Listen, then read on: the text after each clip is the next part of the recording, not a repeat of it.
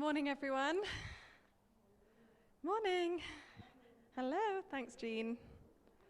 Responding with my energy. I appreciate it. One of my favorite things that we did during lockdown was we had a competition for the Stenhouse Primary kids to design a Christmas poster. And the brief was Stenhouse at Christmas. And Lewis, I think we've got a slide that shows the doors and the windows that we kind of adorned with these kids' posters. And Thomas was the chief art critic, not chosen for any particular talent in that field, I think, but because he's probably assumed to be impartial since he kind of has to be as the local pastor. And so yes, there it was lovely, and it was very cute, and there were lots of gorgeous posters. But what we found really funny was that there was one particular class that clearly had been given a slightly different brief. They'd clearly been told, this is for Thomas and the church, and so they produced some hilarious posters that were trying to persuade Thomas. That's a very lovely one, that was one of our winners. But the next one, trying to persuade Thomas to pick them. And I think the word Thomas is written 6 times in this picture. There's a portrait of Thomas to the right wearing a striped orange jumper, which I really wouldn't put past him wearing, with spiky hair and googly eyes. Merry Christmas to Stenhouse and Thomas. I just really love it. I love how children sort of can't be subtle or cunning. They just are their true selves. But one of the things they did is a lot of them tried to draw this building. They tried to draw the church. And I think I've made this point before. They drew Tesco's and Greggs, and they drew this level. But all of them put a spire on the church, like that one in the church over there. They put a cross at the top. But we don't have a spire. But for them, to make it clear that we were a church, it had to have something physical, visible, that everyone could see made at a church. And what we're going to be thinking about today is about how we look as a church. And that was my kind of sneaky intro. More specifically, what it means to be a community of Christians and what that really looks like. And the passage we're going to be focusing on is John 21, one of the most mystical, moving, hauntingly beautiful passages of Scripture there is, really. And just before Duncan comes to read it for us, I'm just going to give a bit of context. So, as you may remember, we celebrated it last week. In the story, Jesus has risen from the dead, and Mary has seen him risen from the dead. The disciples have seen him risen from the dead. Thomas has had that moment where he said, I'm not going to believe until I can put my fingers in the scars on his hands. And then Jesus pitched up and said, go on then, mate, have a go. I'm here in physical form. And we find Peter and Thomas and Nathaniel and John and some unnamed disciples on a boat in this story, having had a terrible night of fishing. And yeah, Duncan's going to come and read the passage for us. Thanks, Duncan. You can use this mic.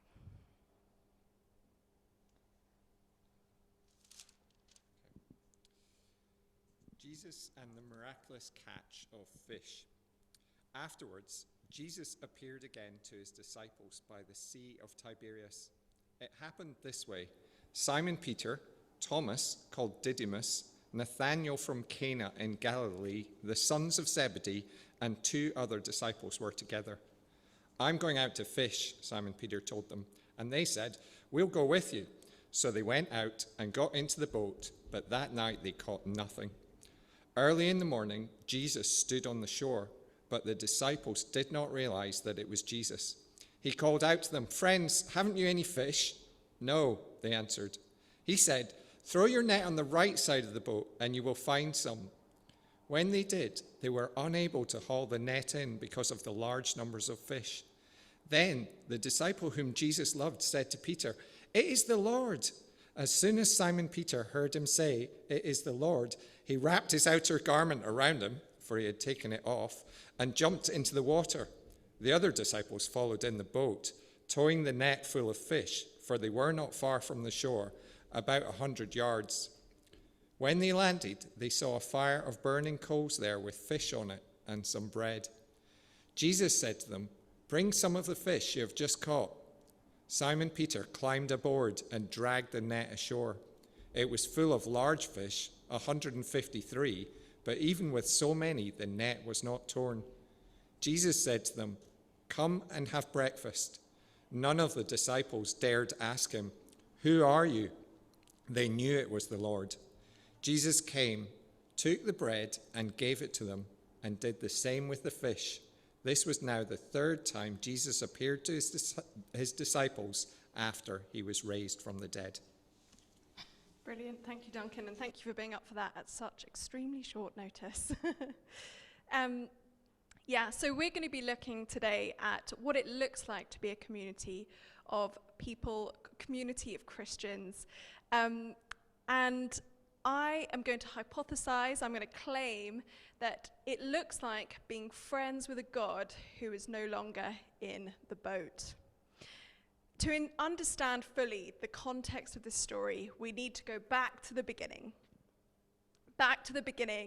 of when Jesus first met these men. And it was in a very similar context to this story, John 21. They had just had a terrible night of completely unsuccessful fishing. They were fishermen by trade. And Jesus is walking along, and there's this huge crowd following him. And he realizes they can't hear him. So he gets into one of the boats that's sitting there as the fishermen are cleaning their nets and asks them to push it out. So he's got a better vantage point to tell them all about God. And so the fishermen, you can imagine, are like, okay, there's like a huge crowd there. We'll go with this. So they drift off. And Jesus teaches people about the word of God. And then Jesus says, similar to this story, cast your nets out. Now, when you're fishing, in the style of fishing that these guys did, you would never fish during the day, not when the sun is up, because there would be no fish around to catch. What compounded this was that Peter had found that he was not successful at all that night in fishing. And I love it because in the story at the beginning, when Jesus meets them, true to form, Peter chats back. And he's like, well, we've just had a really bad night's fishing, Jesus. But I can just imagine that he kind of clocks the crowd watching and clocks Jesus just looking at him in that kind of meaningful, authoritative way. And then, all the other fishermen thinking, what is he going to do? And he goes, but fine, we'll put these nets out, even though it's not going to work. And then, lo and behold, they catch a huge catch of fish, so much so that the boat is sinking. So it's such a similar story to this one at the end, the sort of final intimate encounter the disciples have with Jesus. But there are some seriously key differences. And the first one I want to focus on is that Jesus isn't in the boat anymore. We've got to appreciate where the disciples are at in John 21. They are trying to process 3 years of this amazing adventure with Jesus, where their entire worldview has been challenged, torn apart, put back together again, and yet it makes more sense than it ever did before. They've been affirmed as people, their identity called out, and yet challenged beyond belief. They have seen amazing highs, incredible joys, and also experienced terrible grief. They are getting over the trauma of having seen Jesus crucified and then the shock of having witnessed him be resurrected. They're all over the place. And I always wonder, why did Peter decide to fish? He must have been thinking, what do I do now? Right, Jesus risen from the dead. Okay, death is defeated. What next? For me, what next for this community of people? And he does what so many of us do. He goes back to what he knows. He goes back to the normal. He finds it incredibly comforting. So for the first time since Peter was fishing at that first encounter when he met Jesus, we hear of Peter going back to his fishing again. And I don't know about you, but I think I've never had more empathy for going back to the normal than in the past year. It's incredibly comforting when we find ourselves able to do things that we were able to do quite freely in January, February 2020. Does anyone remember when the new season of the Great British Bake Off came out? Any Bake Off fans? No? It was the first reality TV show where they managed to recreate it according to the usual format. They didn't make any compromises because they'd gathered everyone together to isolate, so they didn't have to have social distancing or masks or whatever. And I'll never forget, and I think it was Mary I spoke to, we just felt so relieved to watch a reality TV show that wasn't compromising or restrictions. And it's because there's a relief that comes when you go back to the normal, when you've experienced huge change. And I think that's what Peter and these guys were doing. They were going back to the normal. So in that confusion, in that overwhelming state, what's so incredible about this story is that Jesus gently and lovingly shows them that even when he's not in the boat anymore, even when he's calling to them from far away, he's still guiding, he's still leading, and he's still interacting meaningfully in the world. He's still interacting miraculously in the world. So what does this mean for us? Well, we don't have the privilege of having walked physically with Jesus in human form like Peter and the others did. But it does mean that we know that Jesus is still guiding, he's still leading, his voice is still calling across the water to us, and he is still interacting meaningfully and miraculously with the world. How do I know this? Well, because it says it here. But also, we have stories like what's happened to Darren to bring to our community. I think, Thomas is so hilarious. We're so different. He's so understated. And I would never have just told the story of Darren the way he's told it, just there. I don't think we appreciate Darren, this lovely guy who I've never actually met yet, but the guys know from Connect. He was so ill. His family were being prepared for the worst by the doctors. And John, who some of us have met, who's written a few songs and given his testimony, he's one of the leaders of Connect, basically wielded the prayer support of his church, this church, every Christian he knows, and everyone's been praying for Darren. And Darren now is making this amazing, astonishing recovery a week later. And the main lingering issue is some nerve damage in his foot. And the idea that you can go from being in a coma to maybe 10 days later being in a Connect meeting is ridiculous. That's ridiculous. But it's because Jesus is interacting meaningfully and miraculously in this world. But what's so striking about this particular miracle we're looking at today with the fish, it's actually not a medical one. And sometimes we can get stuck on thinking that the only objective evidence of Jesus interacting meaningfully is about, healing medically. And I could do a whole sermon on that.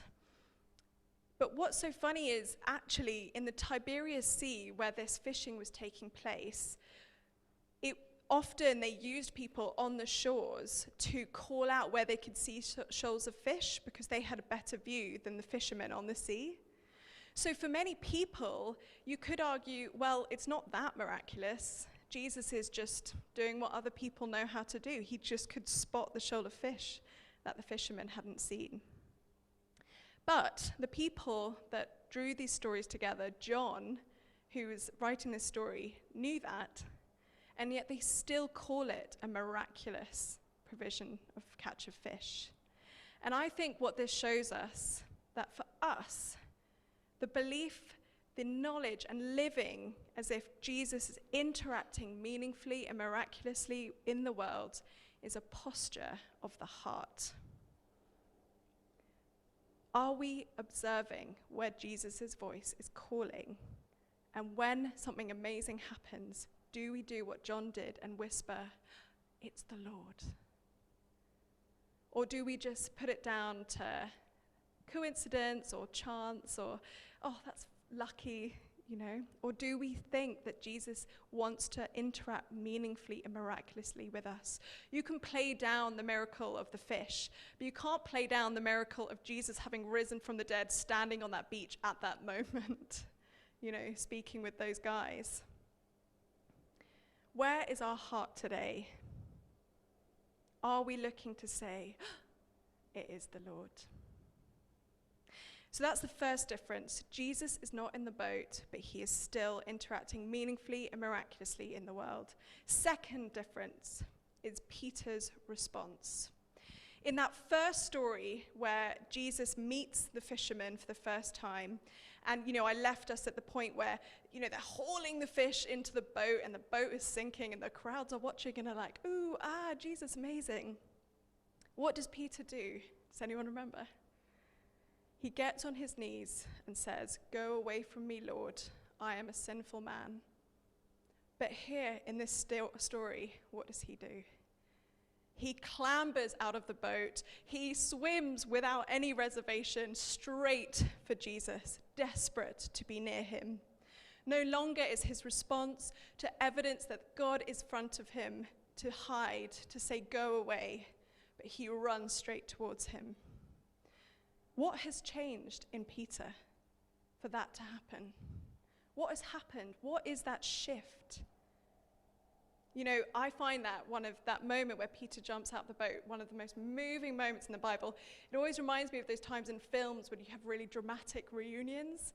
I used to watch as a child a film called The Railway Children, the 1970s version. That's the kind of stuff my parents used to make us watch. And my dad loved this film. And it's this film about this family whose father is wrongfully imprisoned, and the whole story is about them getting to know the local railway and helping the railway out. I mean, it's quite a silly film. But at the end, the daughter finds herself on the platform in the railway station, and as a steam train has rolled in, and everyone's looking at her like really happily, and she's like, okay, why is everyone being really weird? And the steam is billowing from the train, and then it clears, and you see her father standing there because he's been released from prison. And she just goes, "It's my daddy," and like runs towards him. And I always cry, and my dad always cries.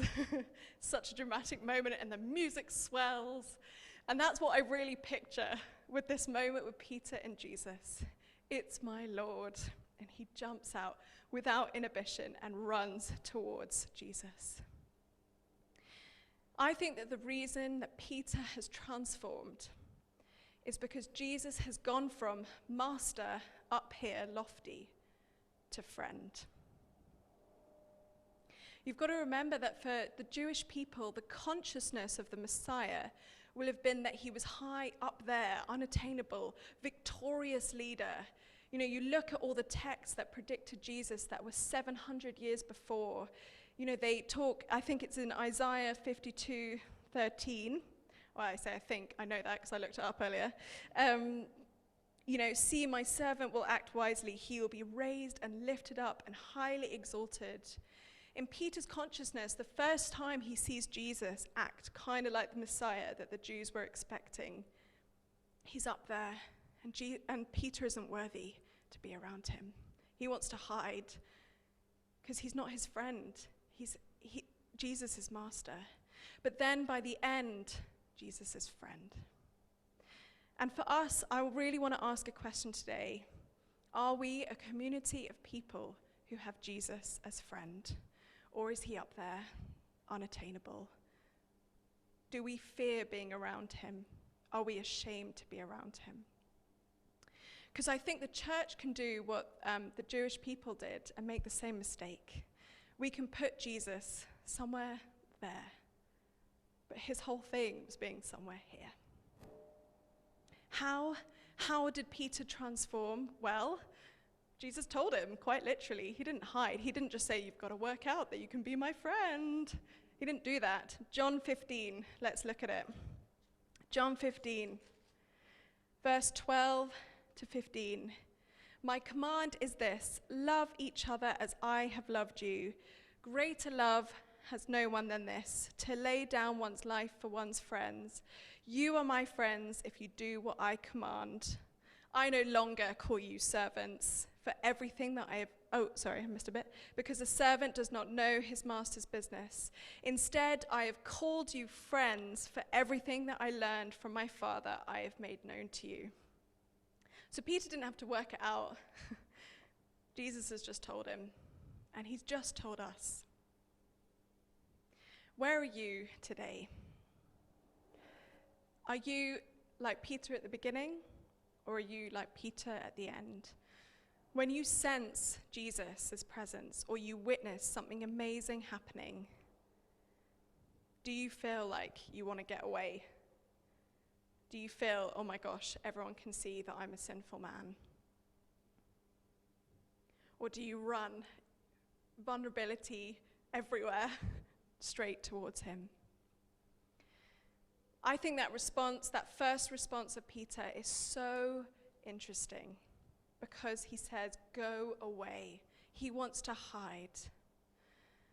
And there are two ways that I think we often hide from Jesus.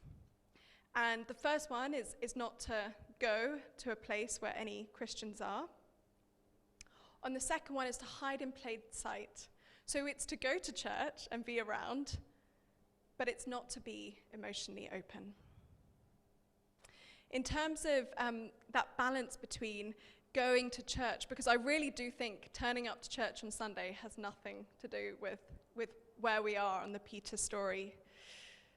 I, as a kind of a student and schoolie, used to be obsessed with bringing my friends that weren't Christians over the line into a church service, proper old school evangelism. If they just get here, they'll be fine. Only worked occasionally. Indeed, like some of you have met my school friends and uni friends who aren't Christians who have come to services here. But I have learned over the years to get more excited when I have a friend that says, I don't want to come. Because actually, I've noticed that often means that God is doing something in their hearts, and actually they're seeing something of Jesus in front of them. Because think about it, if you're inviting a friend to do something like, like Mary always used to get us along to her hockey matches.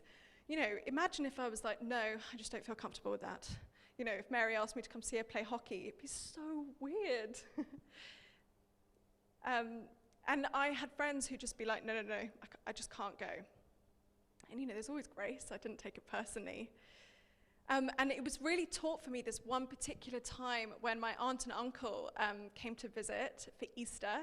They are not Christians, their family's not Christian, but they were up for the Easter bank holiday, and I decided to invite them to come along to Central, because Central did Easter like no one else, all the bells and whistles, incredible music, like beautiful colors, people were getting baptized, children were getting dedicated. I was like, this is basically heaven. My aunt and uncle are going to become Christians. It's just, definitely going to happen. So I took them along. Sorry? Are you? Oh.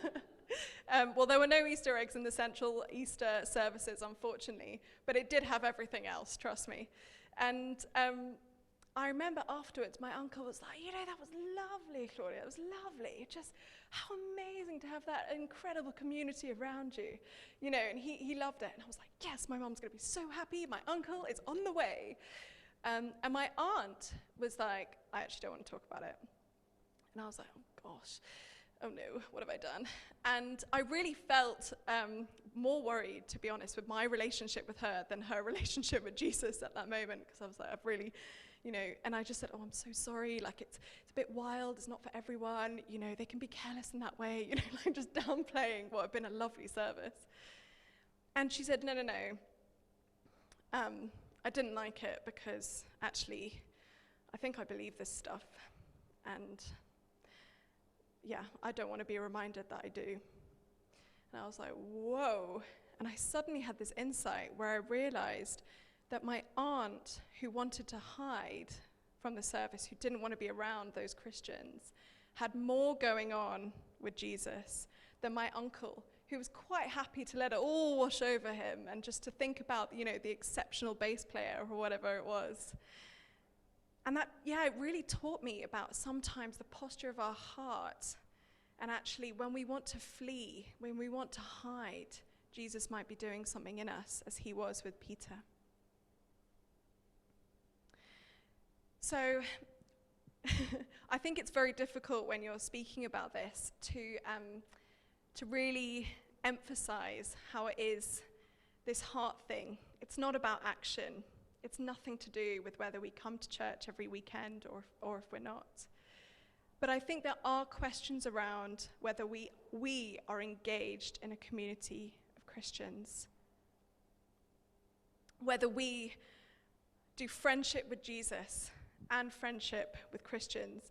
And I think the reason why those two things are really rooted together comes back to this passage I read in John 15. Because Jesus talks about what it really means to be a true friend. And he shows his kind of friendship that Peter could hold on to and freely run towards Jesus at the end with, in the context of teaching people how to love each other. They're like intertwined. And actually, when Jesus was telling them, greater love has no man than this, than he who would lay down his life for his friends, when he was telling him this, he wasn't talking to a huge crowd. He was talking just to the disciples. So he was talking when you love each other. And earlier, in 2 chapters earlier, in chapter 13, verse 34, a new command I give you, love one another as I have loved you. So you must love one another. By this, everyone will know that you are my disciples, if you love one another. It can be tempting to hide when Jesus is up there. And it can be tempting to hide from one another. But Jesus shows us that loving one another, loving each other as a Christian community is intimately connected with loving him as a friend.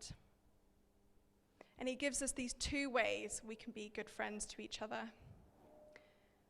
Verse 13, John 15:13, lay your life down. And then John 15:15, be open. Instead, I have called you friends, for everything that I learned from my Father I have made known to you. Jesus doesn't hide stuff from us because he's some lofty up there. Because he's here, he shared it all, and he's vulnerable. And he's encouraging us, share it all, be open.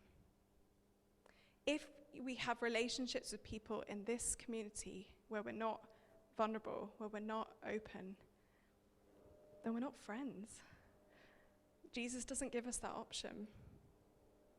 If our friendships in this community are things where we're not sacrificing our time or sacrificing something we'd rather do to be around each other, then we're not friends. That's just the reality. I wanted to talk in the spirit of being open and being vulnerable about my own, a big lesson I learned about friendship at university. I've got a very good friend called Naomi. There's a picture of her coming up. I did go for a really nice picture of her on her wedding day because I thought she'd kill me if I didn't. And there's me on the left and our other friend Camilla. So Naomi and I were really good friends, hit it off straight away at university. But in second year of uni, we went through a really difficult patch. And that was because I was having a rough time, to be quite honest. It was over a boy, embarrassingly. Not that boy, another one. I was having a rubbish time, and university can be difficult, and people can get quite lonely, and I became very, very self-involved in this situation.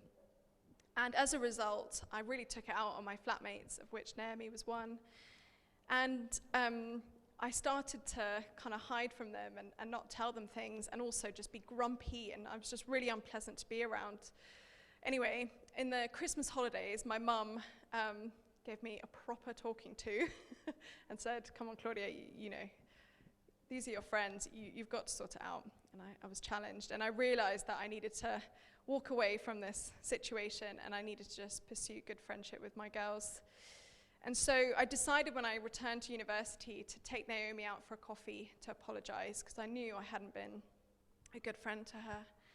I took her out for coffee, and I was so nervous. I was like, Naomi, I'm so sorry for being such a bad friend. You know, you can just imagine, it's like in a lot of kind of TV series about girls' friendships, how these things happen.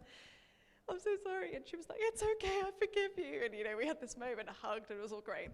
And we thought, okay, great, sorted, fine.